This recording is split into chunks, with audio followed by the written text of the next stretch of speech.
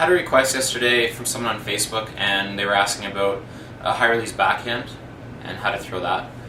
So I'm going to talk about how to throw that, when it's important, when not to use it, those kind of things, even a little bit about how to defend it. But essentially what a high release backhand is a normal backhand's from here, whereas a high release is going to be obviously up higher. This is good for when you want to get it over defender, and it's not good when there's a lot of wind. So it's a good throw to practice when you play indoors or when you play with little wind at all, because what you want to have is essentially a pop up. You just want to be able to pop it up over the defender. When you do that, this is one of the things that I talk about in a lot of my videos, is to not really move your wrist, but moving your arm. So this is one of the exceptions where when you're throwing a high release, it's up already really high, so your wrist is going to be breaking a bit, but it's more the motion that you want to be concerned about. So you're moving your arm and popping the disc up and then snapping at the same time. So what we want to have happen is, if we fake a forehand and then we come back and we're popping it up high, or if we're faking a backhand and then popping it up high. So we want to pop it up, get a lot of spin on that disc. All of these throws depend on a lot of spin. So make sure you're snapping your wrist.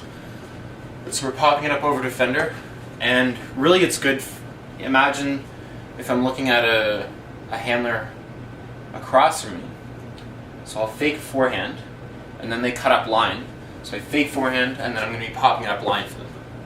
So all I'm trying to do is just get it over my defender, around my defender, and have the disc a bit delayed so that they can run onto it. Because if I'm trying to throw it around my defender with a low backhand, then that has to be a really accurate throw so to hit the handler just coming in. Whereas if I throw a high release backhand, then I can just pop it up.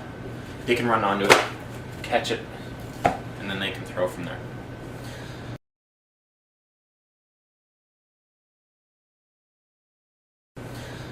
So defending it, what you want to be doing is looking for situations like that when you're marking the handler. When you're marking the person on the sideline is when it happens a lot. Also happens in the middle of the field, but as you, the marker, what you want to be looking for is when that handler cuts one way and then cuts up line, really on that backhand side of you. And so what you want to be doing as a marker is getting that one hand up high, to be stopping that. So when someone goes to throw that, your arm's going to be up. And even just to take away that look. Sometimes what I like to do when I'm marking that and I see the throw coming is to actually jump in front of it and take away that high release backhand look. And if it's not a very good thrower, if they rely on just popping up, then it's amazing how many Ds you're going to get. If you're just reaching, then they can still pop it up over. But if you actually jump in front, you'll get some Ds by it hitting your hand.